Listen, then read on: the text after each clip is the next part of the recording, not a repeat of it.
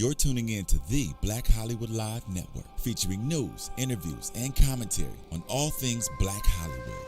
Hollywood redefined. From Los Angeles, California, presented by Maria Menounos and streaming live thanks to Akamai Technologies. This is Black Hollywood Live. Next, featuring intimate and in-depth interviews with Black Hollywood's next edition of stars and influencers. Black Hollywood Live. Hollywood redefined. You're listening to Black Hollywood Live. And now, the host for Black Hollywood Live, next.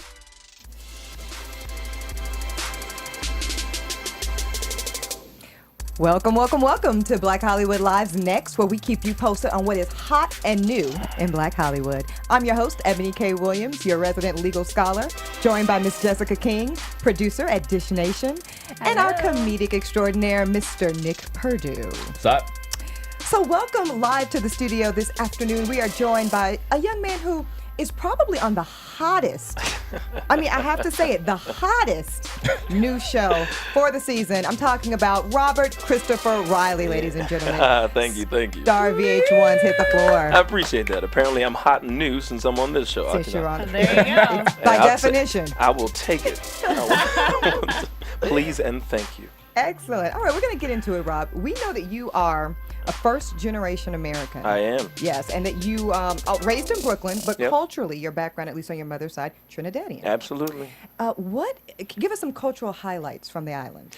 Well, Trinidad's the southernmost island in the Caribbean. We are the originators of calypso and soca music and the steel drum. We've got the second biggest carnival in the world, second only to Brazil. Right. It's a very fun and vibrant nation. You start dancing from the time you're in your mother's womb for the most part. We like spicy food. We can be relatively provocative, but the nation is, the country is very respectful. It's pretty Christian and probably more English Catholic since it was an English colony right before it got its independence.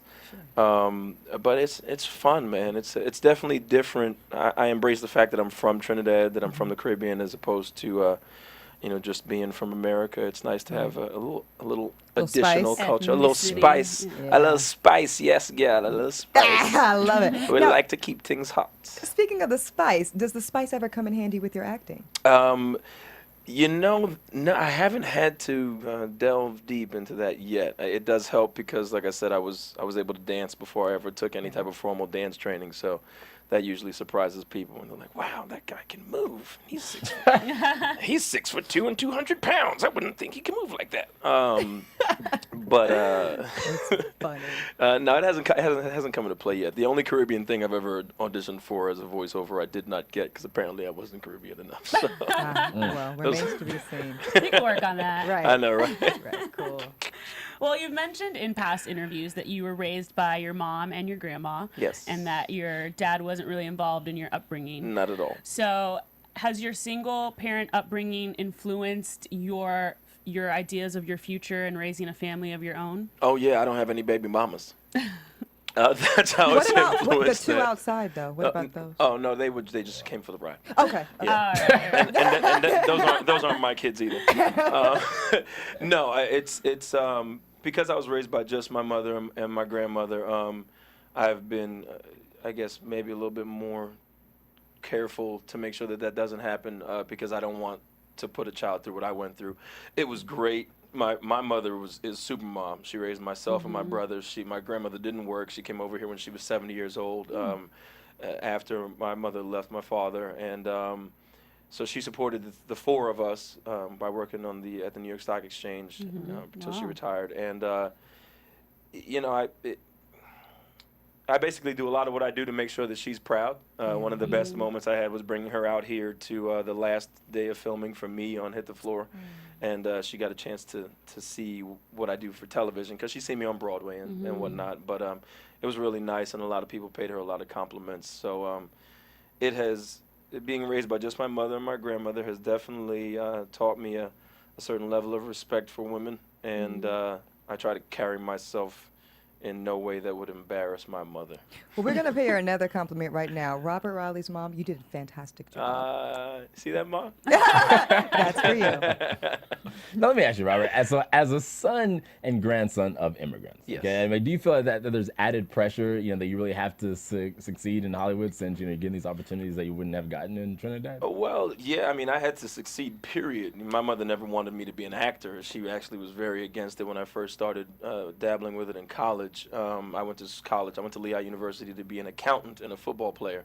I found the acting thing, and she wasn't necessarily supportive of that because with all the sacrifices that you make moving here from another country, you want your child to be successful. Yeah. And let's face it, entertainment's not necessarily any guaranteed success. So you go to school, you're an accountant, you get your degree, you get a job, and you keep it moving. Mm-hmm. So luckily, I when I rolled the dice, some things happened relatively quickly that proved to her that I was capable of making it, so to speak, in the business.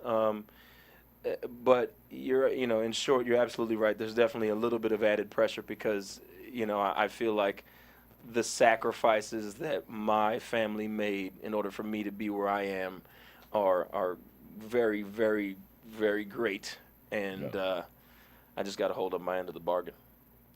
It's true. So far, so good.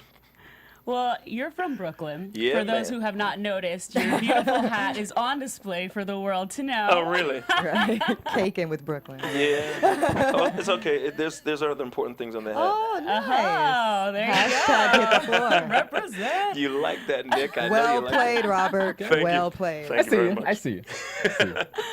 Now, I know from personal experience, a lot of New Yorkers do not like California. They say they hate the seasons, they hate the food, the personalities, whatnot. How has your California experience been, and what are your thoughts about California versus New York? Well, this is the second time that I've lived in California. I lived here in 2009 for 10 months before I went back home to do another show on Broadway, and I did not like it very much then. I hadn't found my niche yet, and it's like that with any new city. I've lived in many different places around the country for extended periods of time. This time around, having a lot more fun. Drive a convertible now, so that helps. That helps. That makes all the difference. It does. You get to enjoy. You get to enjoy the weather even when you're in your car and miserable, unless it's 100 degrees and the sun's up. At noon, then you might want to put that top up. But no, I enjoy it. I'm a pretty fit person, so I love the fact that I've got fresh produce all over the place. Shout out to the Mexicans. I appreciate that. We know that y'all are picking the fruits and vegetables. Nobody else is gonna get credit for that. So they feed me. I really love my Mexican folks. No, I like LA a lot more than I did last time. I'm having a good time here. I'm from Brooklyn. I love New York. You'll never get me to choose sides and be like, oh, I live in LA now. It's been 35 years. I'm like, that's cool, but I still lived in New York for 30. So, I mean, it's cool. I can dig it, It's nice. It's a nice place to hang out for a minute. Having a job doesn't hurt either. Right. I was going to say, it's a nice place to be in a number one show. Yeah, okay. Yeah. Come on. Can I sit up here and complain like, I hate Los Angeles? Right. People are like, you want to... No, I can't do that. Right. No, I'm not that dude. That's cool. So, as you stated earlier, you completed your bachelor's degree from Lehigh University. Shout out to Lehigh. Shout out to Lehigh. A very quaint but little-known gym, like academically. Almost, they call it like a hidden Ivy. That's right. We're like the baby Ivy League. Yeah. It's a very, very well-respected university. You completed your degree in theater, but like you said, you started as an accounting major. Yeah. Can you walk us through that transition? How does an accounting major graduate as a theater major? Okay, this is a very interesting story. Well, it's interesting to me since I tell it all the time. I was an accountant, and after my second semester freshman year, I got the chance to pick my own classes because I was a football player the first semester, and they choose your classes for you. So I took an intro to acting class. Lehigh at the time I was there, I believe, was 90+% white. Right. In this intro to acting class, or in the theater department, they were performing A Raisin in the Sun, or putting on A Raisin in the Sun that spring semester. The majority of that cast is African American, so they needed to find some more African American actors. I was in the class. It was taught by Cassie Johnson, an African American woman who was also an alum from Lehigh. And she was there as an associate professor in her first year. They asked me to audition. I said no. many times because I was an accountant and a football player. I don't get on stage and prance around, blah, blah, blah. Sooner or later, probably about the 5th or 6th time I walked into class and they said, we really need you to audition for, there's a chance that we might not have enough people and blah, blah, blah.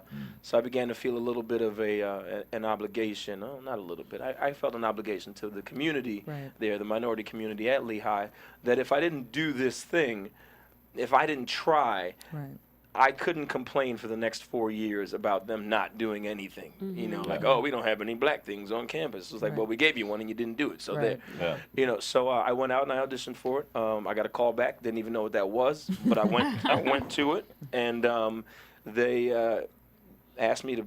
You know, they said next day go to the board and you'll see if your name is cast. And I went up there and my name was right. Okay, stop, pause. Yeah. In that moment, although you were very reluctant to audition, you had to basically be begged. Were you excited to go see if your name was on the board? I think I might have been more worried. I'll be honest with you. Like I've never been asked that question, but thinking back to that moment, there was never a point like I've auditioned for. I mean, I've obviously at this point I've auditioned for things. I've tried out for teams. I've you know. Taking tests for specialized schools, and I'm always like, yeah, you know, I gotta go let me see where I'm at. Boom, my name, I got that. But this time I was just kind of like, man, if my name is on this board, this is the beginning of. So I go up there, and sure enough, I look on the board, and my name's right there, and I'm like, all right, well, I'm in the show. Okay, obviously I like making people laugh, so I can do that. And then it said Walter Lee. And for those of you who don't know, Walter Lee is the lead male character in the show. And I promptly went into Cashie's office and I said, I think you guys have made a great mistake. I really appreciate it, but I am not going to be able to do this. I was 18 years old. Walter Lee's like 35. He has a child. He's going through all these things. I'm like, I don't even know what I want to do tomorrow. Like, how am I supposed to be? But Cashie took me under her wing and said, don't worry about it. You're more talented than you could ever imagine. I'll have you back. I'm in the show with you. She was playing Mama, and she sure did. And if it wasn't for her, if it wasn't for her, I wouldn't be doing what I'm doing right now. Wow. So, shout out to Cammy. I got lucky, Cassie Johnson. You know. Awesome. Well, while you're at Lehigh, you created a mascot. Tell us this story. I'm dying to hear it. Wave Man. All right. Well, I'm big on school spirit. I love sports. I love home field advantage. And Lehigh is a very white collar school. Most of the families there are of affluent backgrounds, which tend to be relatively reserved at sporting events. Wine and cheese crowds, as they call them. Wine and cheese, girl. Wine That's and what they cheese. call them. Well, let me Golf tell clap you. for Texas. Yeah, Yes, exactly. Good job. So my sophomore year, once I stopped playing football, I was working in the sports marketing department. They said, "Hey, Rob, we need somebody else to be the mascot. Would you be in our mascot uniform?" And I was like, "Okay." I always wanted to do that. I thought those guys were fun. So we were the Mountain Hawks, and that bird doesn't even exist, but it doesn't matter. So I'm like in this brown bird costume with like a golden beak, and things are hilarious. I'm having a blast. But I split time with this other guy. This other guy was a little bit more rambunctious than I was, and one day we went down to Princeton, and and him and the Princeton Tiger got into an altercation. And so the two mascots come to fisticuffs. Now I'm there in my wearing my Lehigh sweats and like a wife beater or something, helping out the cheerleaders, get everybody excited because I'm waiting to do my turn in the second half. Well, now the mascot gets suspended. So there is no mascot for the second half. So at that moment, I'm like, all right, well, I got to do something since I'm here. I'm getting paid, whatever. So I'm going to, I took ribbons out of the cheerleader's hair and tied them around my arms, a la the Ultimate Warrior from the WWF, now the WWE, my favorite wrestler.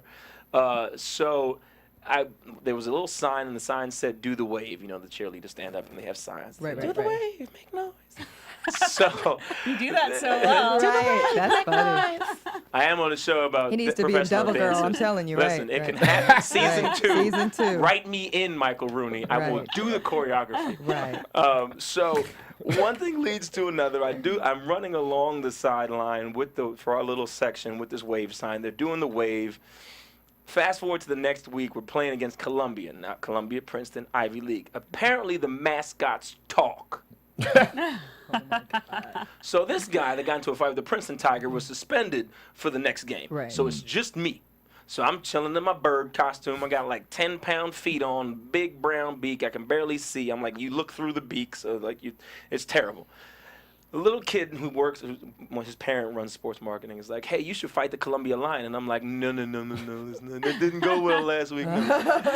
He's like, no, really, you should fight the Columbia Lion. I was like, I'm not going over there. He said, but he's right behind you. Oh my God. And I turn around, no lie. Whoever played the Columbia Lion in 1999, get at me on Twitter, because we got some problems. So this dude doesn't have his lion's paws on. He has on football gloves, and he's bopping up and down in a boxing stance. And I'm like, oh, man, it's really. Ready. He's ready. He's ready. I'm like, I'm not ready. I got on heavy feet. I got like 4 foot of beak in front of me. So one thing leads to another. He swings at me, he misses. He swings at me, he hits me. I'm like, we can't hear each other. So I'm like gesturing with my wings, like, please don't, like, stop. I don't want to fight. Next thing you know, he just, I'm from Brooklyn. You're only going to push me but so many times. Okay. So he threw his towel at my beak, and it missed. And when I went to pick it up, he bopped me on the head. And then it was over. The rest is history. The rest is history. I tackled him and put him in a headlock. My head pops off. We both get thrown out. I come back out, and the whole stands are going nuts because now they know who's inside the mascot outfit. Next thing you know, I got tired being the bird because people hated the mountain hawk, and the armband thing went so well that I decided to take the Ultimate Warrior thing all the way. So I made a little pom-pom ponytail action with the armbands around the thing, and I became Wave Man, and I would run along 120 yards along the field with the crowd as they did the wave, and we tried to go as many times before I fell down. So for 3 years at Lehigh, that was really fun and really awesome. And Made history. It'll never happen again. For those who witnessed it, it was something special. That's hilarious. Okay, so we know that you not only went to your undergraduate institution, but you went on to get a master's degree in acting, Sure which did. is at Ohio University. That's right. Not the most common thing. No. Very cool. Tell us, do you feel like that made you more well-rounded as an actor in terms of getting that additional training? Absolutely, without a doubt. If I had come out of school at Lehigh and just gone straight to move to LA or whatever, it wouldn't have went well. I don't think, for any number of reasons. But going to grad school allowed me to grow up because you're in grad school from 22 to 25. Yeah. That helps a lot. Yeah. But J. Cole said the same thing, by the way. Who? J. Cole. Oh, yeah? In a recent interview, he talked about, same thing, BAs in rapping world, not the most common. What advantage did it give you? And he said exactly what you said. It kind of gave him 4 years to enter the game at a different level. Yes, absolutely. So by the time I came out, they taught us when we first got to my acting program, Jack Young, who's now at the University of Houston, he had said, this is a professional actor training program.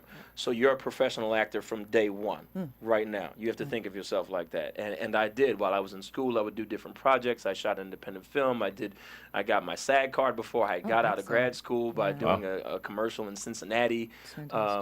So, I'm also classically trained. I can do the Shakespeares. I can do, Ibsen and things from, the 1800s and such. So I wouldn't be able to do that as well without having gone to grad school. I also do voiceovers and blah, blah, blah, and all that came from. So speaking of Professor Young, he also said that if you just want to be a TV and film actor, just go ahead, go in, go deep.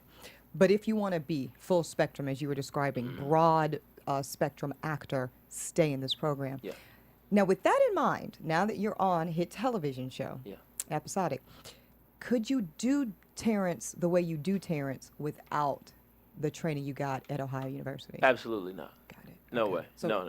He what he said was, after my first semester, he said, if you want to work in film and television, you have everything you need to go right now. Right. If you want a career in acting, a career in the theater, I need you to give me 2 more years. Right. And I said, okay, fine. That's what I want. I want to be able to do everything. Right. So I stuck around, and I did that. And I came out, and I got my first gigs were in regional theater. I was doing August Wilson, and then my first big job was on Broadway, and understudying in Cat on a Hot Tin Roof. And I had a lot of my Broadway success way before any of this ever happened, before I did Bourne Legacy, before, For Better or Worse and all these other TV shows, and now Hit the Floor. Right. So, I mean, they make fun of me for a lot of things on Hit the Floor, even like in episode 5, when I unveiled the Yelena's restaurant, McKinley and Jonathan would not stop making fun of the way I took the curtain off of the thing. So dramatic, right? But it was that's part of it, Right. That's part of that. If you played the king of something and you had to do something with a flourish, That's your gesture. I didn't plan it. I was just like, I'm the king. This is my restaurant. Boom, restaurant chick, take that.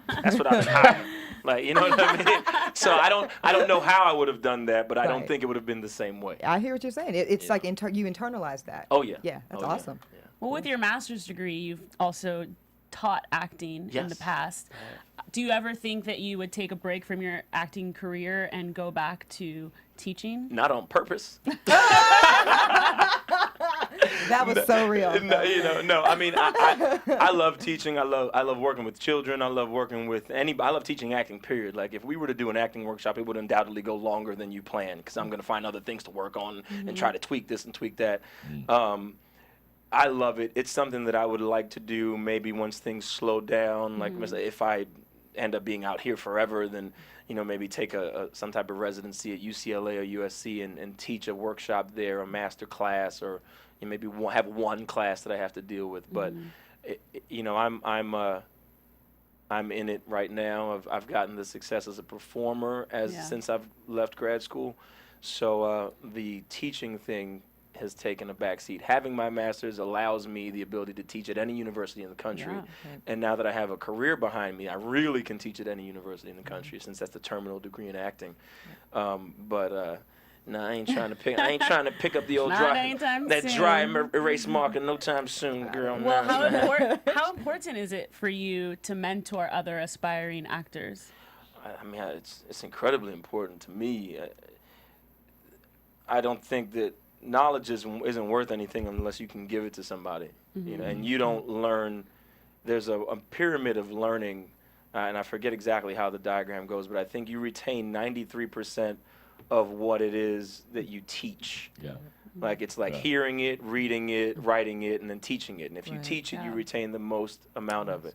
Yeah. So I'm a big proponent of that. If somebody asks me a question, I'll be the first one to tell you whatever I know. At the same time, I'm not going to say that's the only way to do it. I'm telling you my version. This is how I did it. This is what I know not to do. Somebody else might have figured out another way, a better way, a quicker way. I don't know, but I will impart any knowledge that I have.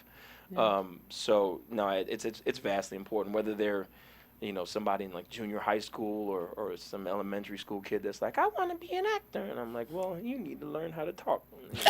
Like, we need things like that. You know what I mean? So first things first. Yeah, first things first. Pronounce your consonants. But I love it. Whether it's teaching acting or just mentoring, period. It's cool. I wouldn't be where I am if I didn't have people do that for me. So Now, before you really got into acting, you were doing real estate and you were doing sales, right? And you were squeezing in auditions and lunch breaks and everything. So your hustle was, on a max 10. Yes. Right? Hustle was on tilt. Yeah. So what is your message for actors who feel they can kind of skate by on good looks and their charm versus not have that hustle that you had? Good luck. Good luck. It's not going to last forever.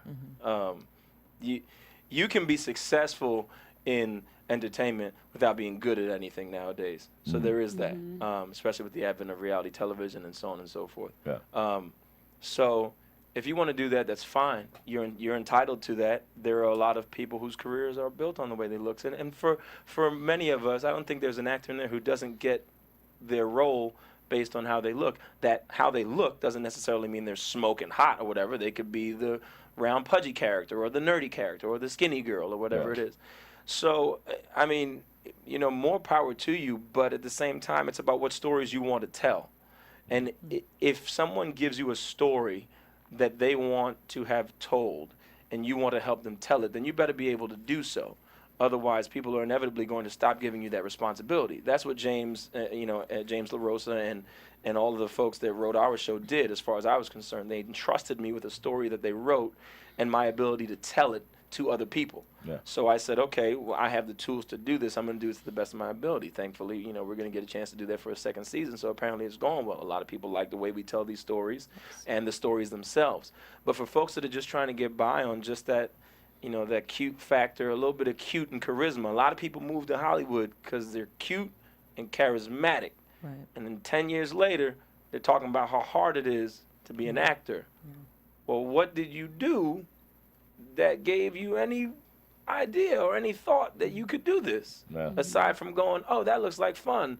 And or I kind of look like that person. Right. Yeah. Or I make people laugh in school. Like there's more to it than that. Right. So, you know, hey, more power to you, but we'll see. That makes perfect sense to me. We'll see. So with the plethora of formal training that you came to LA with, Yes. you going back to finishing your graduate degree, one of your first big roles, the coveted role of understudy to Terrence Howard Yes. in Cat on a Hot Tin Roof. Oh, yeah. That opportunity, I know, probably was just amazing, and it afforded you the space to work with the great James Earl Jones. Oh. Give us, I'm sure he just dropped wisdom like every day, but what's like one of the best nuggets that he gave you? You know, I don't know. I can't say he gave me a nugget of wisdom that I can encapsulate in like some awesome soundbite. Okay. But I will say that Damn it. No, I'm just kidding. I know. I I'm just fail. kidding. I usually have sound bites in my pocket, like James said. No, I was very flattered by the fact that before we had ever, because I was the understudy and before I'd ever performed the role or he had ever rehearsed anything with me, he said that he was looking forward to seeing me perform as Brick. I played a servant in the house. This is the nugget he gave me without telling me anything. How about that? Okay. I was a servant in the house. All of the understudies, we filled out the servant cast. This is Cat on a Hot Tin Roof. The family is very wealthy. It's typically a white family, and they have black servants. But we filled out the house with the servants when we were understudies, as opposed to just hanging out and waiting to get a call. I played a servant named Brighty, and I brought in the birthday cake for Big Daddy. In the second act, it's Big Daddy's birthday. That's why they're all there in the first place. So everybody comes into Brick and Maggie's bedroom, and he brings in a big birthday cake. Second week of rehearsal, James Earl Jones is sitting there, and he goes, Rob. Okay. He goes, what's your character's name? I said, Brighty. And Brighty, he goes, okay, good.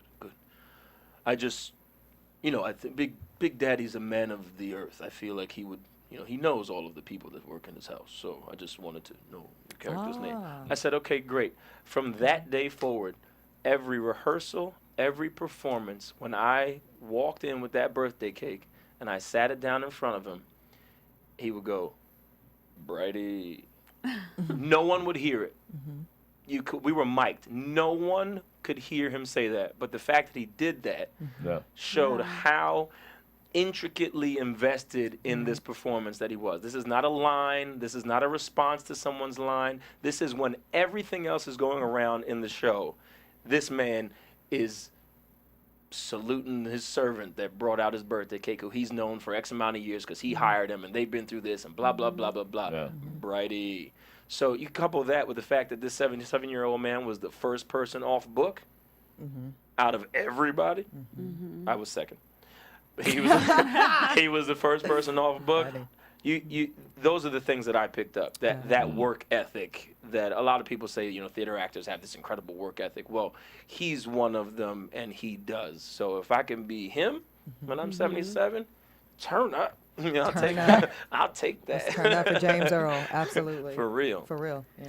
Well, after Cat on a Hot Tin Roof, you went on to play Dave Robinson in Lombardi, also on Broadway. Your character was the first black linebacker in the NFL. Yes. How do you prepare for a role with such historical significance? Well, the fact that Dave Robinson was he was the first black middle linebacker, which is like the captain of the defense. And much like, unfortunately, well, not so much in the last 5 years, but previously, the stereotype was that black quarterbacks were not as bright as their white counterparts. So, and it was the same school of thought for the linebacker, the person who's going to be running everything. So, Dave Robinson was a very intelligent guy, came from Penn State, and what was more important about that was the fact that this man, Vince Lombardi, this white man in the late 50s and 60s, was so progressive that he didn't care what anybody thought about anything. He didn't care about the color of your skin. He didn't care about any of that. He just wanted to win. And part of that came from him being, treated poorly as a dark-skinned Italian growing up in Brooklyn and blah, blah, blah. But there was a lot of reverence surrounding Lombardi and every aspect of that, because football's got that pageantry in America. And the fact that this man basically made the Super Bowl trophy is named after Vince Lombardi. Yeah. That's really all you need to know. Yeah. They could have named it after a lot of other people, but they named it after him. So, it was great to be a part of. That's one of the best experiences of my life. The Green Bay Packers organization embraced us. The Packers fans embraced us. They would fly in from Wisconsin to come see the show. It was the longest running show on Broadway from the previous season that wasn't a musical. At one point, I was a part of it for a year. Dan Laurier is now on Sullivan and Son. Chris Sullivan is still on Broadway. I don't know what show he's in right now. He was in Chicago for a while. Bill Dawes is a comedian. Judith Light won 2 Tonys after being nominated for I was surrounded by some folks. Some folks. Seriously. So I've been fortunate in my career, and that experience is no exception at all. Gotcha. So now, before Robinson, right? People like you said, people really felt that black people, black athletes weren't smart enough, to play these leading roles, especially on the field. And so you had Doug Williams, who shattered that stereotype of being the first quarterback to win the Super Bowl, right? So, yet there's still a lot of stereotypes, but how do you feel about that, now, especially you say after the past five years, so how do you feel that has changed, especially in the sports industry? I think it's changing. I think it's changing a little bit more rapidly than it has in the past. I think even when Donovan McNabb was a starter, he still had to deal with it. I think Dante Culpepper still had to deal with it. Mike Vick still dealt with it. I think Michael Vick had to deal with it in the beginning of his career. I think that what's happening now is that the talent and the success is so great that it would do you no good to try to say that person is not intelligent, because they technically have to be intelligent in order to utilize their talent to gain that success. So that's what's happening. You get RG3 that comes in, and they're putting up, and Cam Newton, and they're putting up monster numbers in college, but they come in and they win immediately, and they make people look silly. And they're crushing tons of other quarterbacks, black, white, or the other. So it's reaching a critical mass, so to speak, where you can say that, but you look really stupid. And do you think, in that same vein, Rob, do you think that that's the same kind of formula that'll have to be utilized to change black progress off the field in terms of coaching and general managers and things of that nature? The Mike Tomlinsons, people like that are, they're winning Super Bowls. So at some point, or at least getting to the Super Bowl, is that the same kind of formula? I think it's, yes, it has to follow the same formula. I think that is, that process is much more retarded, as in late, than the, not retarded, but retarded. Yeah, literally. Than the athlete process. And that's, and I think it's because it's closer to the top, and it deals more with power, whereas the quarterback is a very powerful position, but he's still a football player. Right, and now you're talking infrastructure. You're talking about people that, front office and stuff like that. So, I would like to think that inevitably has to happen the same way it's happening on the field and on the court. It remains to be seen.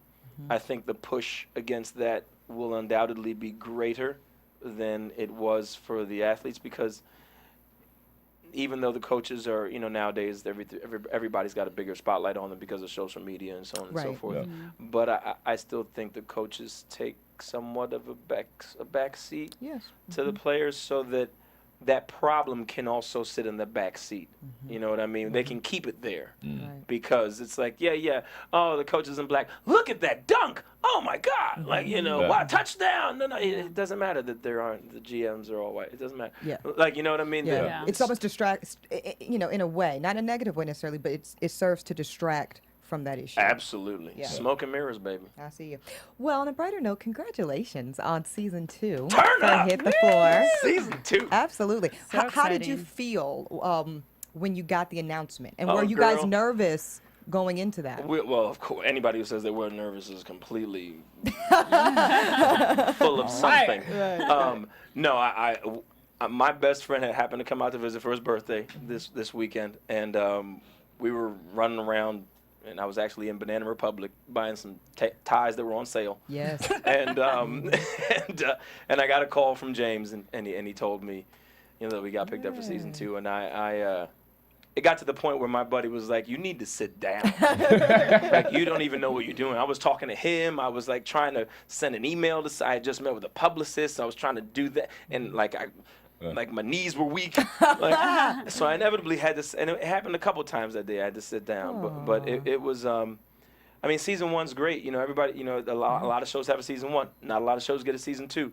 Yeah. So having a season 2 is a really big deal. Like is. that means something. Yes, it So does, absolutely. it's like when your show on Broadway goes past that first couple months and people are still coming. You're like, man, I'm doing it. Like, I'm doing it. You know. Yeah. So I think I was overwhelmed for quite some time. I guess I might still be in that little riding high zone. Surreal. Well, it's well deserved. You guys should be. I greatly appreciate that.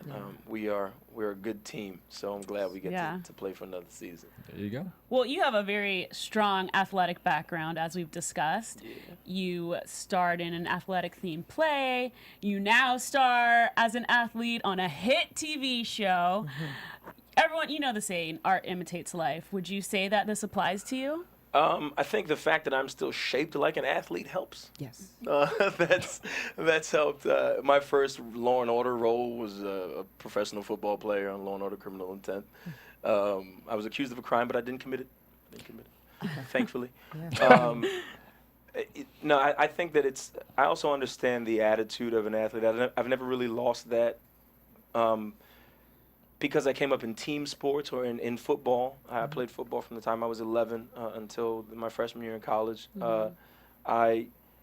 I've never really lost sight of that. So when I look at an ensemble performance, whether it's a play or whether it's the show that we're doing, everybody has a role, but everybody does the role to the best of their ability, and that's how the team moves forward. Yeah. So that's helped me understanding how athletes work. I know a couple, and obviously was one for some time.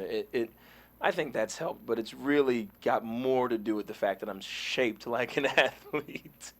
Right. and can speak words that people understand. And well, my man. Yes, and well. That's got nice. a lot to of do. teeth and tongue action Teeth going and on. tongue. Very good. So in Hit the Floor, you initially auditioned for the role of Derek. Mm-hmm. And talk to us a bit about what attracted you to that role initially. But then, we now know that ultimately you became very comfortable and kind of excited to play Terrence because he's atypical from what we tend to see from our professional athletes. Absolutely. Kind of give us your thoughts on that. Well, I used to be Derek, so. Oh, shoot now. Look, Derek has fun. Derek has a lot of fun. It's just that fun comes with repercussions, and it doesn't really amount to anything after a while. So, you have that fun, but keep in mind that A, it can go horribly wrong at some point, and B, it really isn't creating anything aside from some problems and maybe babies you don't want. Potential death. Hashtag Dwight Howard. Right, quick, right? Come The on baby's now. racked up so quick. For real. Anyways. Get it together, son. That's why he left LA. That's Exactly. Hey, listen, he's in Texas. No state income tax. There you go. Need that money. No, I think Derek was a fun role, and I hadn't read the entire pilot when I auditioned for Derek, and the scenes where he bumps in her in the parking lot. Yeah, it's like cute. cold shower for me then. Blah, blah, blah. sexy time. so silly. So I enjoyed that. It would have been fun. It was, I was looking forward to it. But I was actually in Atlanta shooting Single Ladies when I auditioned for Derek, and then I flew back to Los Angeles, and they called me in for Terrence, and I read Terrence, and I was just like, in the pilot, there wasn't a big difference between the two of them. There was the new guy, and then the guy who's been there, and the guy who doesn't have a girl, and the guy that does, and so it was at first it was like, all right, cool. Well, I'm playing the other guy. No big deal. I'll Right. take that. Yeah. But as the scripts started to come out, and as we started to hear a little bit about what might be going on for the season, it became apparent to me that I was playing Anti-Derek. the adult. Kind of. I was playing the grown up, and Yeah. then there was the perpetual boy, which is basically what unfortunately a lot of young men are, especially athletes in their 20s, because you get a whole bunch of money when you're really young and nobody to tell you anything else to do. If you're not playing sports, you're hanging out for the most part. So I'm a big proponent or big supporter of the fact that of highlighting the fact that athletes do good things, that all athletes aren't terrible people, that especially because the majority of professional athletes that are in the spotlight are black men. Yes. So I take it personally when the stereotype is that they're going to jail and that they're making it rain and that they got baby mamas and that they, so on and so on. Some of them are abusive. And that they're abusive and Yeah. all these other things. So it's the fact that, and who knows where Terrence is going in season 2, I don't know, but I think once you turn your back on that crazy stuff, you can't really look at it the same way as Right. so I was really proud of the fact that Terrence had his girlfriend, and he was obviously, or at least apparently, faithful to her, and was focused on things that mattered, starting businesses, Right. Building towards the future, trying to win championships, things that are important. And I, as I've said before, I said this in AfterBuzz. You're more likely to hear about an athlete's, getting in a domestic violence altercation or making it rain in a strip club or anything like that than you are to hear that Kevin Durant took $1 million out of his charity and donated it to the victims of the tornado in Oklahoma City. Yeah. So I think that stuff needs to be highlighted more. I think if you highlight that, it helps everybody. Yeah. Agreed. It helps everybody because it helps the kids that look at those athletes to then say, oh, well, this is what I'm supposed to do when I get there, as Right. opposed to I'm supposed to buy 16 chains, 3 cars, 2 homes, and surround myself with chicks. Right. Yeah. You know what I mean? We don't. So I like the fact that, at least for right now, Terrence is that guy. He's representative of many of the professional athletes and entertainers that I know who are Right. out there doing what you're supposed to do when you're afforded that stage and freedom, which is really what money can buy you.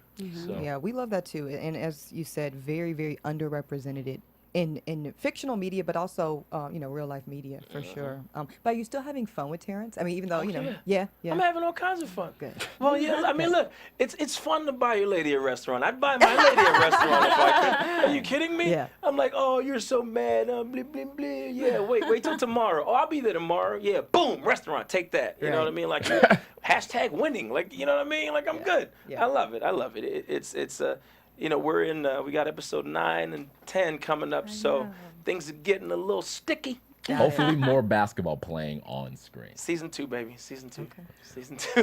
Which NBA player do you model Terrence after? I think in the dynamic of the relationship, it's Dwayne Wade and LeBron James in their first season together, Terrence and Derek, respectively. I think in terms of attitude, what I glean from Kobe Bryant is what I try to infuse Terrence with, which is, first of all, I'm the man. Second of all, you know what I mean? Like, Right. stats, schmats. I'm the man. You know it. It doesn't matter. I'm trying to win a championship. Get it together. As a matter of fact, anything that's not concerned with my championship aspirations means nothing to me. So I don't care what's going on with the Devil Girls. I don't care what's going on. Look, if you get to practice, Derek, I don't care how many chicks are in the bed. That's nice. Get up and get to practice. I'll do whatever it takes to win a championship, to the point where, okay, this isn't working out. I'm going to go get traded. You got to understand, my eyes on the prize. Like, I'm focused. Yeah. And I feel like that's the mode that Kobe's been in since Shaq left, or since things fell apart after Shaq left, and he spent those 2 years of shenanigans, and then it came Finding himself. Shenanigans. Oh, that what we're calling that, Nick? Good word. That's funny. Okay. We're gonna call it shenanigans in lieu of many other things. But no, I feel like that's where he is now. I think that even that was, Dwight Howard might not have liked what Kobe had to say, and of course Kobe may have been able to phrase that a little bit better. But it's like, I'm gonna teach you how to win. I got 5. I teach you how to win championships, son. Like, but so I like 24 Kobe better than 8 Kobe. 'Cause 8 Kobe was a little different. So I'm the 24 Kobe. I'm the new Kobe. 24, yeah. Terrence is the new Kobe. Got it. So we know that Terrence is not only just a fantastic, ball player, a devoted boyfriend, he's also a very savvy businessman, as you pointed out. If Rob Riley had to open a business tomorrow, what would it be? I would undoubtedly open a restaurant. Really? Do you cook? I do. Okay. I do. Plus, it's the whole Caribbean thing. Yeah, our cuisine is delicious, and you don't find it very many places, especially out here. Back home in New York and Brooklyn, I can get it everywhere. So I would open up. I've always wanted to have a restaurant or a place where everyone that I know could gather and have fun. Like, I like being the facilitator of fun if I can be. So if I have an establishment, we can come, eat, listen to some good music. Maybe even have a little lounge action, because there's some dancing will happen. Right. We have a little, hook it up like STK, where you can have a little lounge action in the middle, off to the side, and then you've got your sit down dinner aspect of it. Very cool. Well, I support that. I like that initiative, because I just don't think there's enough really cool, loungy, grown and sexy places in LA. There's so few of them. There's too few So where few. the young professionals can just kind of go, together. eat, Right. have a nice cocktail. Yeah. No one's too. When you're not trying to turn up. Not too turned up. Yeah. It's a little too much sometimes. You gotta meter out the turning up of things. If you turn up too much, you burn out. Yeah, I totally agree. It's true. Yeah, you don't want to flame out on the turn up. That's yeah. So now let's talk about you giving back, because we know that you're actively involved with a nonprofit organization. It was the Men of Color in the Industry. Mokiti, yeah. Right. So what prompted you to give back in this particular way? Well, when I first got here, like I said, I was looking for a little bit of a network. I wanted to find folks that were doing something positive. I ran into a guy named Ren T. Brown, who runs the Negro Ensemble Theater Company down at the Nate Holden Center on 4718 West Washington. And he was going to speak at this group, and it happened to be Mokiti. He had never really heard of it or hadn't been there yet. So I went. It's about 3 years old. It's founded by John Covington. And so I went, and I liked what they had to say. And the thing I took the most note of was that they went to MLK Elementary and mentored the kids. And they go every Friday for an hour, every Friday of the year, and mentor these young men, 25 to 30 third, fourth, and fifth graders, to just show them positive role models of men of color that are doing things. And we're not all actors. Some of us are writers and musicians and entertainment lawyers and all aspects of the entertainment industry. It's literally men of color in the industry. But we're going back and giving back to kids that look like us, and it's something that I've done in any theater I've ever been to. Every city that I've made a stop in, I've done that. I've been in the theater. I'll go to the education department and be like, whatever it is going on while I'm here, let me know. And if you think I can help, then I'll go do it, whether it's been in Cincinnati or in Connecticut or in Texas or in Portland or wherever it is. I've done that.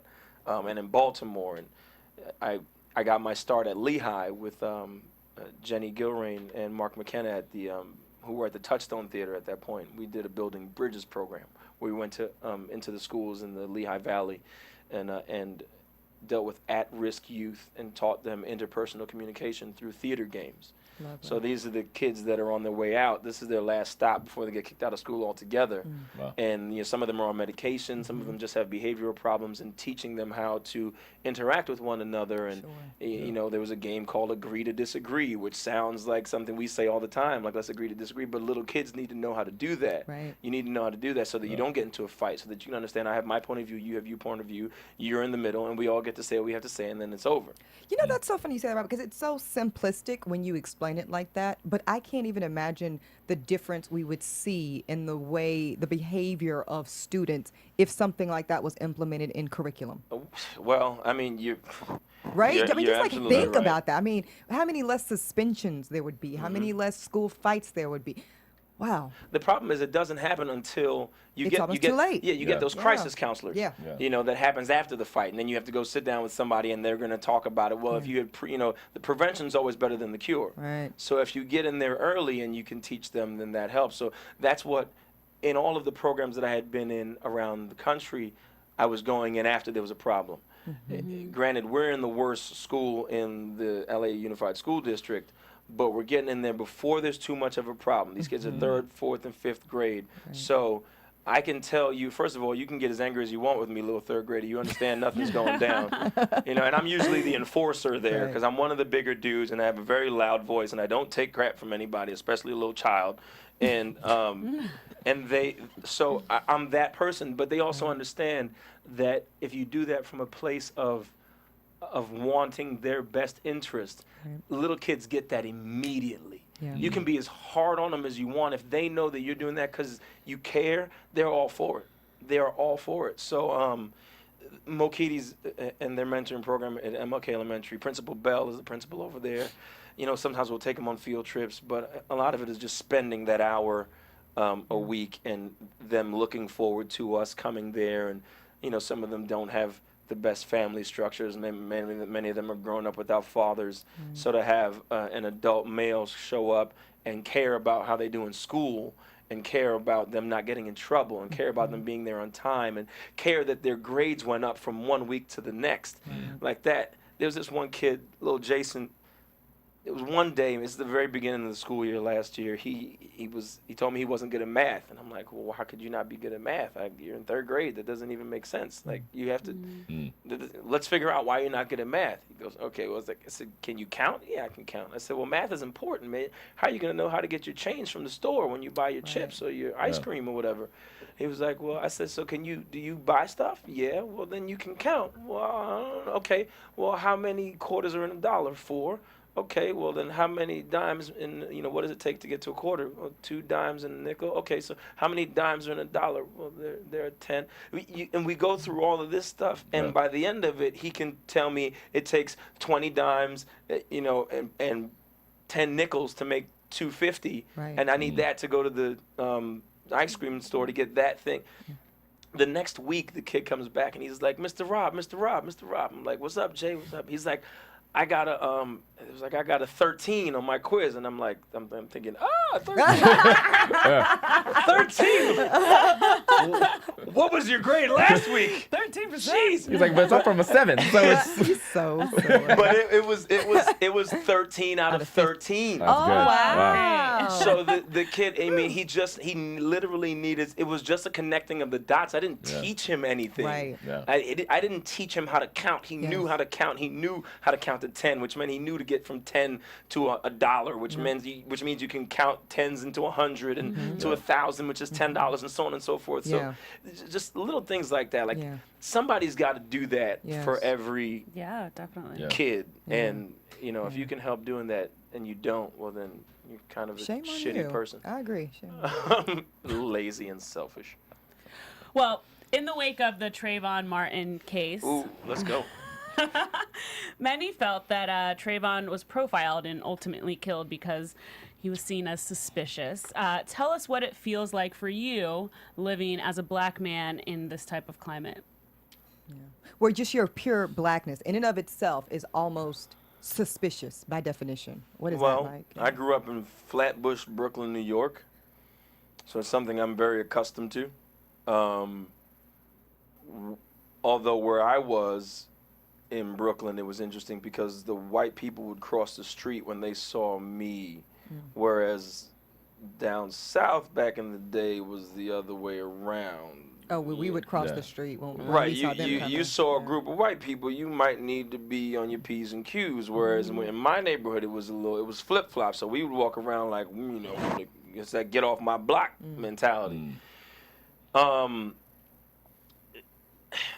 once you get into Manhattan, that changes a little bit. If you're in Midtown, or if you're not in Harlem or on the Lower East Side or one of the more minority-centered neighborhoods, so you got to see both sides of the coin. I was in a lot of gifted programs, so a lot of times I was one of the few black students in my class. I told you that's the way it was when I went to Lehigh. It was 93% white when I was there. I actually wrote a play with Cashy Johnson at Lehigh as a result of a racial incident on campus there, which brought to light in 2001 that there was still vehement racism existing among educated young adults. Can you just give us just a tiny bit? I know we don't have a ton of time. Well, what happened was there weren't a lot of black fraternities on campus, as can be expected, because it's predominantly white. A couple of black fraternities, one in particular, had just come back, Kappa Alpha Psi. Shout out to the Incorporated. Noops. Yes, Noops. And they had a little bit of a presence on campus. There was a big event where all the fraternities and sororities got together, as you can imagine, in a big arena with all of the fraternities and this one black fraternity there and sororities. It's really easy to spot who's who. Right. There was a black guy talking to a white girl. At this point, the internet wasn't super crazy, but we did have electronic message boards. The school had one called the Daily Jolt. People took to that message board to voice their displeasure with seeing this black student talk to this black man talk to this white woman, and it got ugly really fast, and it got as old school as people writing "All niggers must die." So we wrote a play in response to that. A lot of people were up in arms. People thought about fighting and marching and blah blah blah. And what inevitably happened is, as a suggestion from somebody who was eavesdropping on a conversation of mine, I went to Cashy. She had a slot for a one-woman show at the theater. We did a two-handed show instead of that called Untold Truths, and the subtitle was Why We Always Sit Together. And as you notice, when you go to we self-segregate. Every culture does it. Sometimes it happens, and the athletes sit here and blah blah blah, whatever it is. So, I say all that to say that I know in my mind what happened with the Trayvon Martin case. I could see how he could have even been somewhat culpable because you don't like being profiled. I would have been upset as a 17-year-old if somebody was profiling me, and I might not have been the nicest person in the world. I don't think in any way, shape, or form that he deserved to die.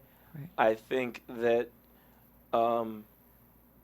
it's very easy to bang your head against the concrete and make it look like somebody else did it, especially if your life is on the line. I think that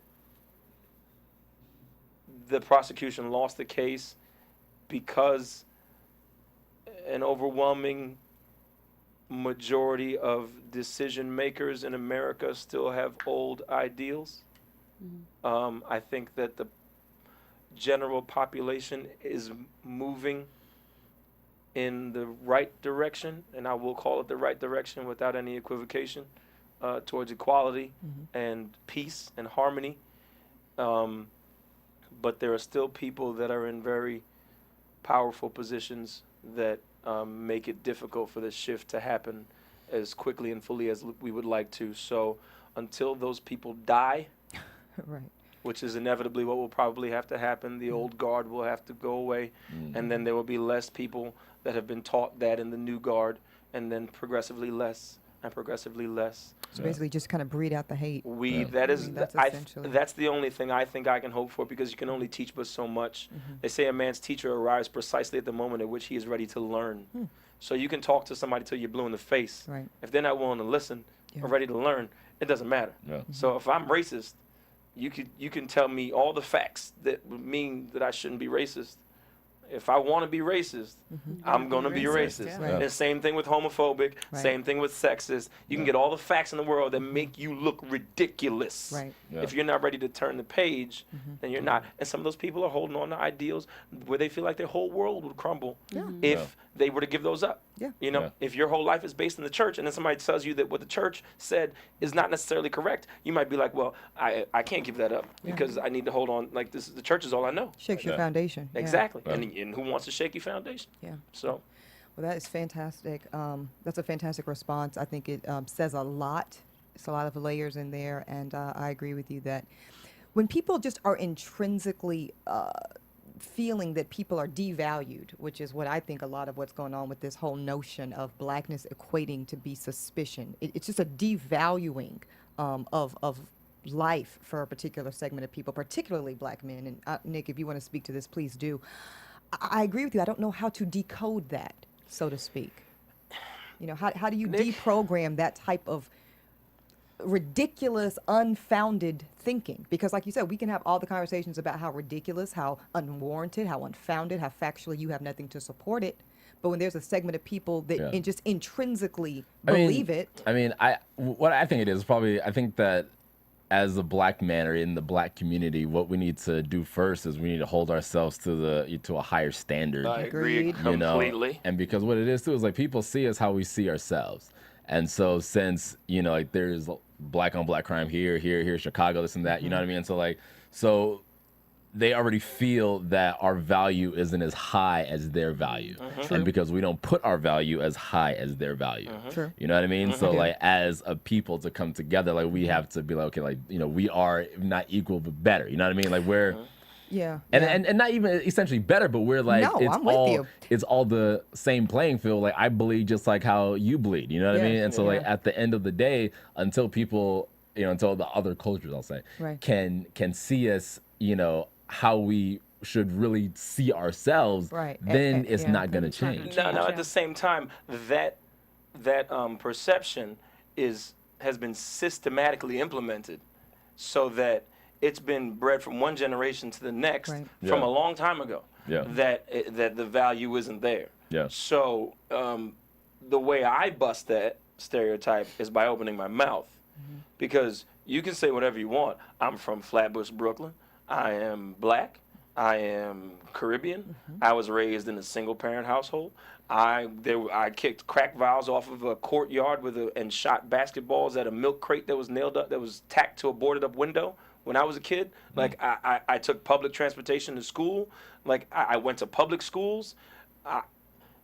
I've got a degree from Lehigh University. I've got a Master's of Fine Arts in Acting from Ohio University. I've been classically trained. I've been on Broadway twice. I've been off Broadway. Like, you can say whatever you want, but when you look at the little me on the street, you have to acknowledge that I'm the big me came from that little me. You can never discredit your experience. Absolutely and, not. And I love that. And I think that you're right. The more all of us share our stories, perhaps that's a small beginning of people just starting to get a context. Because I feel like as black people, often we're seen out of context. Well, we are. And we also, as men, there's this hyper masculinity that is, I mean, I don't know. I was born in 1980. I don't know how it was in the 70s. I know in the 80s it was, you know, everything was a little weird. And then in the 90s we had, you know, rap hip hop really exploded and kind of took hold, and everything was gangster. But now it's like, it's all about, you know, making it rain and really blah, blah, blah, and ridiculous. shenanigans.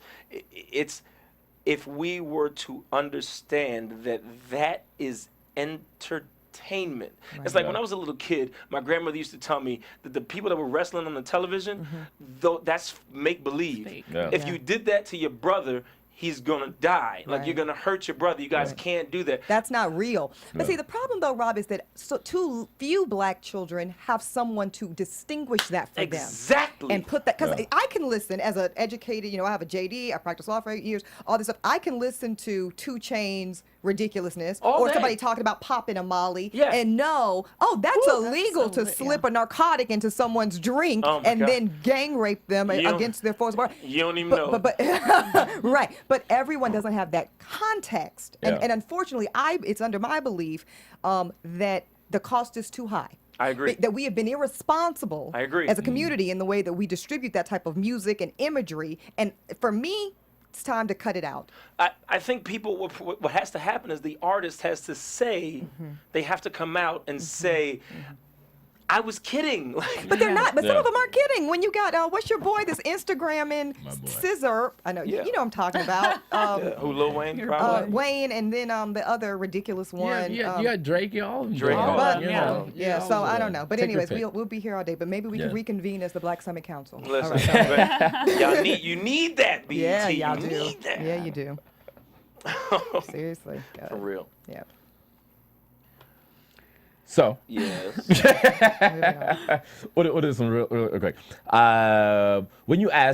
When asked what advice would you give your 20-year-old self, you told the story about being in a club and standing on a sofa, popping bottles next to LeBron. Yeah. Right? And so then you thought that was important and cool. But now, not so cool. Yeah. Right? So how important was going through that type of behavior in getting you to a place of solid maturity and growth that you have arrived at? I think it was greatly important just because if you haven't lived it, you might be enticed by it, especially when you get close to it as a true. celebrity. I was doing that as a regular dude who just had some money and knew the guy at the door, so I could get in and all my people, and we'd spend our hard-earned money on a bottle of alcohol that was Overly priced. 300 or 400% markup from what it's supposed to cost in the store, Right. and but you as we said before, I'm listening to the music like everybody else, so I'm saying to myself that this is what's important. Like all right, I got to do this, and now I made it, and then you hustling the next week to try and make that money back because you don't waste it. You wasted $800 in a nightclub on 2 bottles of alcohol. So it was really important for me. I wouldn't trade those times for anything because it allows me to just chill now. You know what I mean? Like so, I love it. Okay, cool. Well, last we checked, it was easy for you to stay focused on, or easier, I should say, for you to stay focused on a set with such dazzling beauties because you had your own very special, wonderful lady. Yes. Tell us how that's going and how difficult it is to balance. We all know it's hard to balance relationship with any professional life. Yes. I can't even imagine what it's like with your particular chosen profession. Tell us about how you do that. It is difficult. It is very difficult. I will not get into too many specifics. Totally fine. But it is it's difficult. But you just gotta. I mean, at the end of the day, you just gotta try. You gotta try and hope for the best. I mean, I love my job, and I do work with any number, like 14 beautiful women who are scantily clad most of the time when I see You have a them. great job. I do. I love my job. I love my job. No, but it's. I'm also a professional, so I've come from the theater world. I've been a model. Like I've been next to people that are half naked. That we were just changing clothes because we got to get ready to go do this thing. So, for some people, it can be a little bit hard to understand how you could be in a bed with somebody that's so attractive and not get your rocks off or not be trying to do that for your own personal gratitude. But if you're focused on telling the story, Right. then you still have to tell the story. The story doesn't say do what you want to do. The story says do what the character wants to do, which might not be what you want to do. Yeah. So it's still easy to stay focused. It would be easy to be focused even if I did not have a girlfriend. I do, so that makes it easier for me to not have a wandering eye, so to speak. But no, it's the beauty of our show is that everybody is really tight. We've got a nice. It's really like a tight team. So, and Nick's been out with us before, so he sees we definitely. It's like a family. Like, they're Family. really like a Yeah. family. Yeah, that's probably why you guys will have longevity that some shows don't. From your mouth to God's appreciate. ears, Excellent. girl. All right, so now we're gonna have fun. Fun time. We're gonna play a game. It's called the crossover. Oh man, I thought it was called Turn Up. That's okay. No. Turn up. You are so silly. All right, so you're gonna play it with my 2 co-hosts. Okay. So this is the game. I'm going to give you guys some basketball players, professional and former or current NBA players, who have also parlayed their on-the-court talent to that of on-screen talent. So it's We use that second talent loosely. right. So, maybe I should say on-screen appearances. Yeah. Okay. There you go. So, Cameos. so then it's going to be a race for you guys. Once I say the name, you guys have to race to tell me at least one prominent role and film or television show that the person comes from. Okay. All right, production crew, are you ready? Give me some role music. and the TV show. Okay. Yep. All right. Okay. Let's do it. All right, can I get some Jeopardy music, focused. I'm a please? great competitor. focused. So. Yep. Focused. Excellent. First up, Ray Allen. Jesus Shuttlesworth. He got Milwaukee Bucks. game.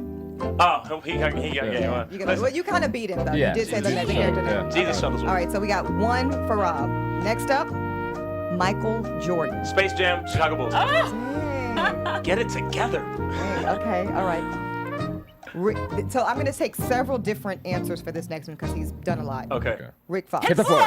The game. All right, Jessica kind of edged you out, I man. did. The game. I totally did. I mean, yeah, that counts too, but it's a race, and Jessica Race, won. and you I were believe he slow. was So we got also in one. Oz. Sorry.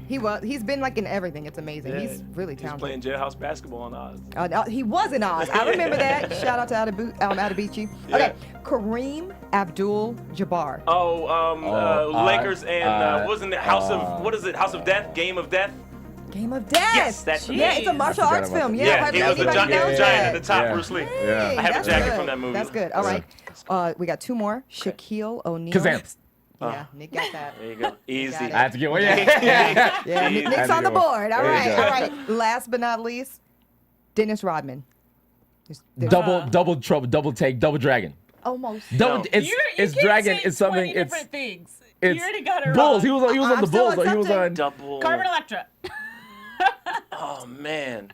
Oh Eh, man. you guys all got it wrong. It's Yeah. double team. Double Double team. I knew it was. I should get half for that. All right. First of all, who else was in that movie? Jean-Claude Van Damme. John Claude Van Damme. Who? Jean-Claude Van Damme. So the Well, winner, that's of why. course, That's why. winner No was disrespect, Jean-Claude, but that was a terrible movie. Rob- was. Rob spanked you guys' butt with that one. So At least I got one. you did. You get on the board. All right. So What do I win? as we wrap up, we know that we can expect to see you in season 2 of Hit the Floor. Yes. What else can we expect to see? Well, in? nothing else is on the docket right now. I'm working on some music, and Oh, I just finished a excellent. screenplay for a short film that I will hopefully be able to produce at the end of the summer here. But we got 2 episodes left to Hit the Floor, and then Excellent. thankfully we'll be coming back for season 2. Woo! Awesome. More LA Devils. Terrence Wall, turn up! Turn up. Where can people find you on social media, Terrence? Rob. Oh, Terrence, Yeah, I Rob, know. You're that Listen, good. Call me You're whatever that you good. want. Just call You're me. that good. You're so Just silly. call me. All right. Rob Riley NYC, Instagram, Twitter, all Awesome. that. Yeah. Awesome. And you can find more of us. I am at Ebony_K. I am Jessica King. Find me all over the internet at the Nick Perdue. And he is And he means all over the internet. internet. Right. Thanks so much for tuning in, guys. This is us at Black Hollywood Live next. From producers Maria Menounos, Kevin Undergaro, Phil Svito, Dario Kristen, and the entire BHL staff, we would like to thank you for tuning in to the Black Hollywood Live Network. If you have questions or comments, tweet us at BHL Online or email us at info@blackhollywoodlive.com. For more exclusive content, visit blackhollywoodlive.com. This has been a presentation of the Black Hollywood Live Network. Hollywood redefined. The views expressed here are those of the hosts only and do not necessarily reflect the views of BHL or its owners or principals.